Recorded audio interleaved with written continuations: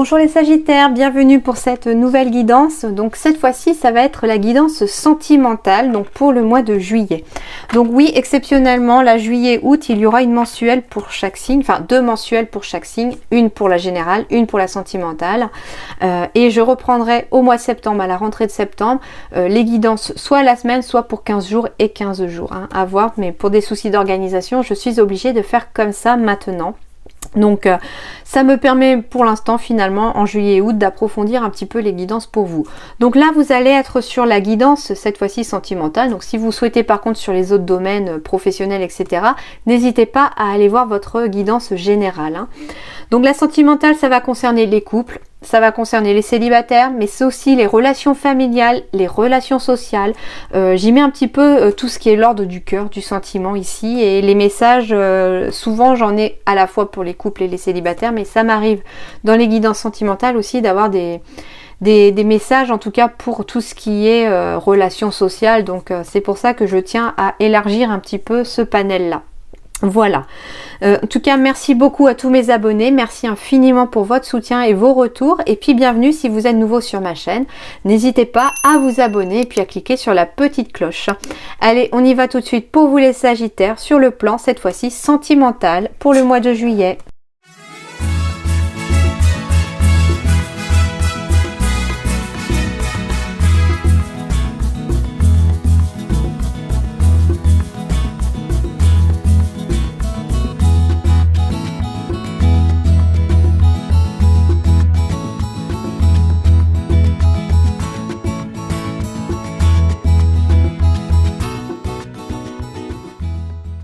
Alors, les Sagittaires. Alors, on va aller voir parce que là, pour l'instant, même les dos de deck, pour l'instant, ne me parlent pas pour l'instant. Si ce n'est qu'on me parle voilà, de blocage matériel et financier, d'un échec et de l'été, atmosphère chaleureuse et détendue. Mais je vois pas le rapport entre les trois. Hop. Je vais utiliser le tout nouveau. Enfin, il n'est pas nouveau, hein, l'améthyste love, c'est pas un nouveau, mais moi je l'ai depuis très peu de temps. Donc voilà, hop. Alors, ici, le papa. Autorité, paternité. On va aller voir ça d'un peu plus près. Bon, alors certains vont recevoir peut-être un message de leur père, en tout cas de la figure paternelle, hein. On va voir ça. Prendre une décision avec son âme, ok. Alors, très clairement ici, alors 2 choses. On me parle soit d'une personne ici, Sagittaire, hein, qui va recevoir en tout cas un message en lien avec son père, sa figure paternelle en tout cas, et qu'il y aura un choix à faire concernant ce message-là. Donc, à vous de voir par rapport à votre situation, hein. D'autres, au contraire, pourraient apprendre par message... et il y aura un choix à faire aussi. On pourrait très bien apprendre que l'on va être papa. Donc ça veut dire ici qu'on va apprendre sa paternité aussi. Ça ne concernera pas tous les Sagittaires bien entendu, hein, mais surtout si vous êtes une femme par exemple. Après ce sont des énergies générales. Donc vous pourriez très bien aussi avoir un message en lien avec la maman aussi. Ça peut être un message, voilà, un mail, un courrier, un coup de téléphone qui vous annonce en tout cas qu'il y a une grossesse ici. Et il va y avoir en tout cas un choix à faire, une décision à prendre avec son âme ici, on me dit, en lien avec le père ou avec la mère, en tout cas avec la figure d'autorité. Blessure, cœur blessé, chagrin, pleurs, ok. Être à l'écoute de soi dans le mois à venir, suivre son intuition, spiritualité, etc. Bon, on va être encore ici dans des mêmes énergies que votre général, hein. Je vais toutes les retourner pour être sûre. Séparation, blessure, ok. Retour d'un ex-partenaire. Flashback. Ok, d'accord. Alors, ça ne concernera pas tous les Sagittaires. Ça va être un message très particulier ici. On me parle d'une personne ici du signe du Sagittaire qui en tout cas traîne avec soi une blessure du passé liée à une séparation. Et ça peut être en lien avec le fait d'être séparé de ses parents ou d'un de ses parents. Et il va y avoir un message au mois de juillet qui va être reçu et qui va quelque part, j'ai l'impression, faire ressurgir ce passé-là, réouvrir peut-être une blessure que l'on pensait être refermée. Et il va y avoir une décision à prendre par rapport au message que vous allez recevoir, tout simplement. Et on vous dit que pour pouvoir faire ce choix ici, il va falloir être à l'écoute de soi tout le long du mois de juillet et suivre surtout son intuition ici. L'amour éphémère, amour passager, flirt, ok. Et coup de foudre, une rencontre subite avec un inconnu. D'accord. Alors, je n'associe pas forcément quand les messages me viennent, ça peut être juste 2 cartes qui me donnent un message, je reçois un message en regardant 2 cartes, etc. C'est pas forcément les 9 en même temps, d'accord? Ici, on me parle à l'après une séparation, hein, il y a eu une séparation ici. On me parle... Alors, ça peut concerner quelqu'un qui a... une personne qui a rompu avec vous par message. Ça peut être ça aussi, hein. Vous avez reçu un message du fait d'être séparé. Du coup, on vous dit que c'était un amour passager et éphémère. Mais on vous dit aussi que si vous venez d'être séparé, que c'est déjà passé ça, que la personne peut-être a reçu vous avez reçu un message en tout cas de cette personne pour vous séparer, hein, c'est-à-dire que la personne clairement vous a largué par message. Pas très fair-play, pas très cool. On vous dit tout simplement qu'ici il y a un amour qui va arriver, mais un amour éphémère. Pourquoi il va être éphémère ici? Parce qu'on est encore dans des blessures, parce qu'on vit encore dans le passé ici, qu'il y a un choix à faire, bien entendu. Ça peut concerner le fait que vous êtes parent aussi. C'est-à-dire que ici, vous êtes parent aussi, il y a un nouvel amour qui se présente à vous. On vous dit d'écouter votre intuition, en tout cas pour ce nouvel amour, hein, mais c'est un vrai coup de foudre, hein, pour certains. Et c'est en quelque part le choix. Ici, j'ai l'impression que l'amour peut être éphémère, mais ça va dépendre seulement de vous. C'est-à-dire qu'ici, très clairement, pour certains, vous êtes peut-être parents.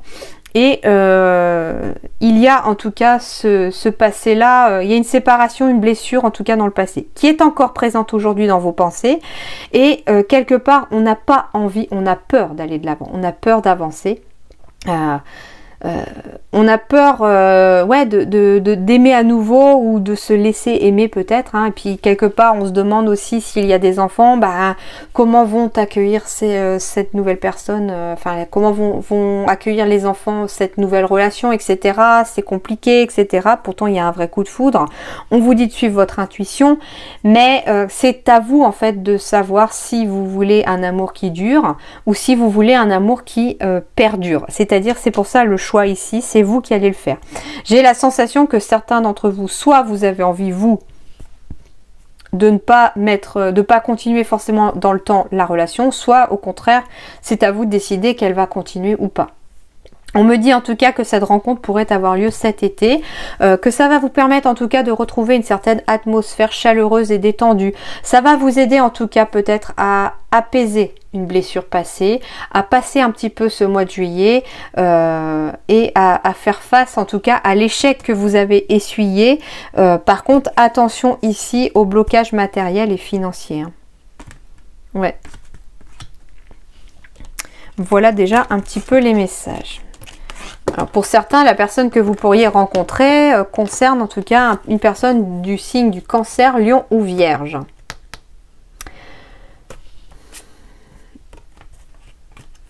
D'accord. Ici, l'échec, très clairement, on me parle en fait d'être en crise ici. Bon, alors c'est un petit peu aussi, si vous allez voir votre guidance générale, il y avait quand même pas mal de sentimental dedans.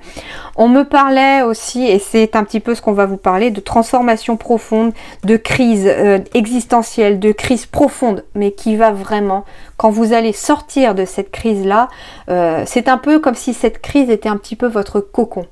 Et quand vous allez sortir de ce cocon, la chenille, elle sera plus chenille, elle sera papillon. Et c'est un petit peu ce qu'on vous dit ici. Il y a un échec ici passé, sur le plan sentimental, ça peut être familial, amical, hein, à vous de voir, mais il y a une relation ici qui vous a profondément blessé, qui vous a profondément meurtri, c'était en lien avec des blessures du passé, c'était peut-être parce que c'était un amour éphémère, que vous y avez cru. Et ici, on est dans l'échec et on reste dans cet échec malheureusement. Or, on vous dit ici qu'il faut quitter cet état de crise, cet état de repli sur vous, cet état de culpabilité pour certains. Pourquoi? Parce que derrière, j'ai la rencontre, j'ai une nouvelle rencontre, j'ai quelque chose de positif ici. Et on vous dit que tant que vous restez dans cette énergie d'échec, cette énergie de crise existentielle, etc., vous maintenez des blocages matériels et financiers également. Parce qu'il peut s'agir très bien aussi de quelque chose avec des collègues de travail, un échec professionnel aussi, parce que ça touche ses sentiments. C'était quelque chose qui vous tenait peut-être à cœur. C'était un projet qui vous tenait à cœur et qui a quelque part été étouffé dans l'œuf pour certains. Et on vous dit, tant que vous restez sur ces blocages-là du passé, ces blocages énergétiques, que vous ne faites pas le travail en profondeur pour pouvoir vous sortir de cette situation, les blocages vont perdurer et vous répétez quelque part les schémas. Cassez ces blocages, cassez cet état d'esprit négatif, et derrière, qu'est-ce qui va se passer? Il y a cadeau et surprise de l'univers. Mais pour l'instant, ça n'arrive pas parce que vous n'êtes pas prêt. Et pourtant, vous recevez des signes. C'est ça qu'on me dit. Donc, sur le plan sentimental, ici, les choses vont bouger aussi, familial, amical, hein, sur toutes les relations, les choses pourraient bouger. Mais il va falloir, quelque part, aller au-delà de la négativité que vous pouvez ressentir après, en tout cas, des moments très, très difficiles, peut-être pour certains, sur le plan sentimental. D'accord ? Alors, ici, on me parle de rencontre par synchronicité, de rencontrer son âme sœur spirituelle. On vous dit que vous connaissez déjà votre âme sœur, donc soit vous êtes déjà avec cette personne-là, si vous êtes déjà en couple par exemple, soit ça peut être déjà quelqu'un avec qui, parce qu'une âme sœur c'est pas que amoureux, hein, ça peut être amical, familial, donc ici vous connaissez déjà votre âme sœur, c'est une âme sœur spirituelle. Pour ceux qui ne la connaissent pas encore, l'univers va en tout cas mettre tout en œuvre ici pour que vous puissiez la rencontrer, on va appeler ça des synchronicités ici. Ok, alors. Ok. Pour certains, on me parle... Alors, il peut y avoir rencontre par le travail aussi. Ça peut être les deux, hein, synchronicité et travail. C'est-à-dire que, tout simplement, j'ai un déménagement, un changement de ville.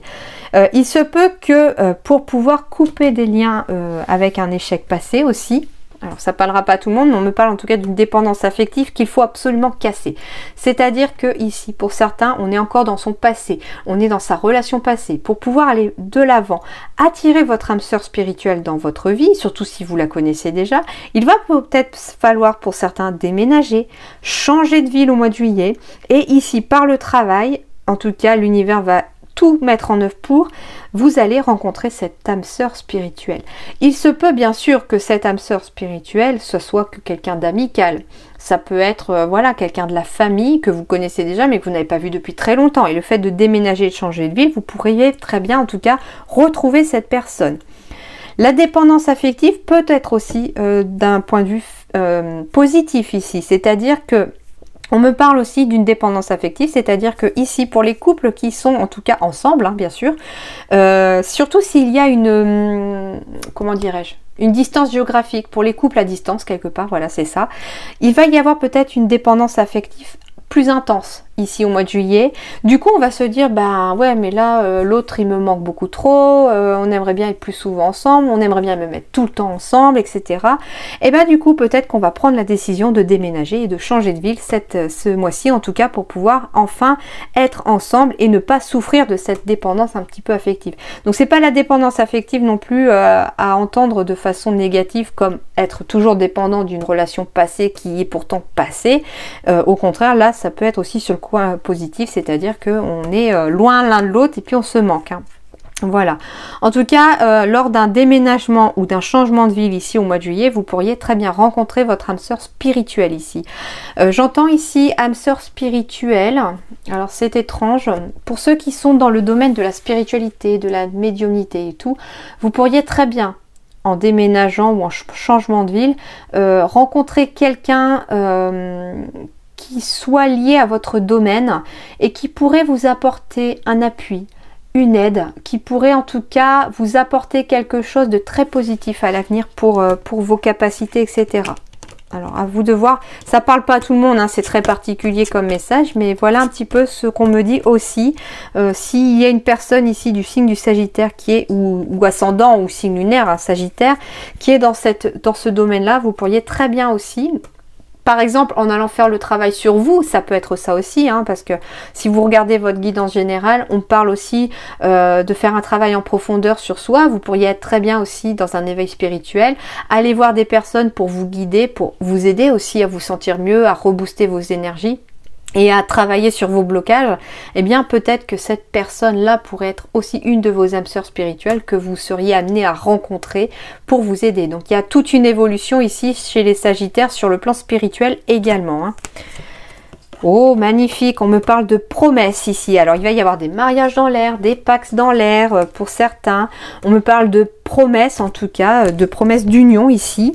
On me parle de tendresse. Alors, ici, on pourrait très bien aussi être dans des projets d'enfants pour certains. Avec la tendresse, j'ai le côté un petit peu baby qui ressort. Avec l'union par le symbole de l'anneau, on pourrait très bien apprendre une grossesse ici, ou en tout cas avoir envie de fonder une famille. Et les énergies vont être tout à fait propices ici au mois de juillet. D'où le fait aussi que l'amour est très épanouissant et très épanoui. Il y a quelque chose en tout cas de très très beau à venir ici sur le plan sentimental. Donc quelque part ici on va me parler surtout de l'avenir ici, hein. On va me parler que quand le travail sera fait, pour ceux qui ont un travail à faire de libération du passé, de blessures à réparer, etc., on va vers ça maintenant. C'est-à-dire que voilà, hein, on prend sa vie sentimentale en main, on guérit son cœur, puisque j'ai quand même beaucoup de verre ici, hein, j'ai vraiment des énergies de guérison ici et de douceur. On retrouve la paix intérieure, on retrouve la douceur, on retrouve en tout cas un sentiment de mieux-être au niveau du sentimental, hein. Parce que certains, voilà, ont traversé des moments de solitude qui étaient nécessaires, hein, pour pouvoir en tout cas guérir ces blessures. Et on vous dit que stop, il est temps de mettre fin à votre solitude. Hein, surtout pour ceux en tout cas qui ont peur à nouveau de laisser l'amour entrer dans leur vie, de faire confiance à nouveau à quelqu'un, peu importe si c'est amical ou sentimental. On vous dit stop. Arrêtez de rester dans votre solitude, prenez votre vie sentimentale en main, hein, qu'elle soit amicale ou familiale ou amoureuse. Pourquoi? Parce que derrière, j'ai quand même de jolies promesses qui arrivent à vous, j'ai de la tendresse qui revient dans votre vie et j'ai une vie sentimentale très épanouie qui arrive à vous, les Sagittaires en tout cas. Donc on vous dit très clairement, stop, arrêtez d'être dans la solitude, ne vous isolez pas, restez ouvert au monde, ne vous repliez pas sur vous, surtout pour ceux qui sont en crise existentielle suite à un échec. On vous dit qu'il est peut-être temps de réparer vos blessures, de vous faire aider, hein. N'hésitez pas à demander de l'aide aussi, hein. D'où le fait aussi de prendre sa vie sentimentale en main. Il est peut-être temps aussi d'aller voir quelqu'un pour vous aider, pour des fois de mettre des mots sur des mots. Ça aide aussi à aller de l'avant, hein. Et le conseil sentimental ici pour vous, c'est la passion. Permettez à votre cœur et à votre âme de chanter la joie. En gros, on vous dit tout simplement que vous avez le droit d'être heureux. Vous avez le droit de connaître le bonheur. Vous avez le droit de laisser votre cœur et votre âme chanter la joie. Soyez heureux, on vous dit, profitez. Si vous êtes dans la passion, profitez de cette passion-là. Ça peut être de la passion pour quelqu'un, bien sûr, mais ça peut être la passion tout simplement dans ce que vous aimez faire, dans ce que vous ressentez, hein.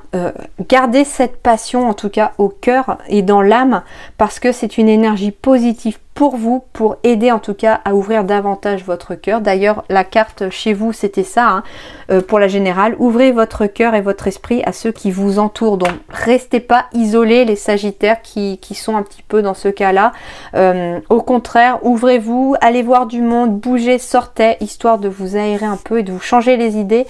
Ne vous morfondez pas en fait non plus dans votre coin. C'est pas bon parce que vous ruminez, vous ressassez du négatif. Au contraire, essayez d'extérioriser aussi par des mots MOT, les mots MAUX, en vous faisant aider peut-être avec quelqu'un, et puis histoire de retrouver cette passion. Et puis quand on vous dit permettez à votre cœur, c'est-à-dire que vous devez vous autoriser à nouveau d'aimer et vous devez vous autoriser à nouveau à faire confiance à quelqu'un, d'accord? Donc vous devez en tout cas vous donner l'autorisation. J'ai la sensation ici qu'avec cette carte là on vous dit que vous vous êtes interdit à nouveau d'aimer, vous êtes interdit d'aller de l'avant sur le plan sentimental, familial, etc. Et on vous dit que non, vous avez le droit d'y aller, hein, ok. Voilà en tout cas les Sagittaires, j'espère que ça vous a plu, que ça vous aidera en tout cas à avancer pour ce mois de juillet. Je vous souhaite un très bon mois de juillet, bon courage à ceux qui en auront besoin, à très bientôt, merci.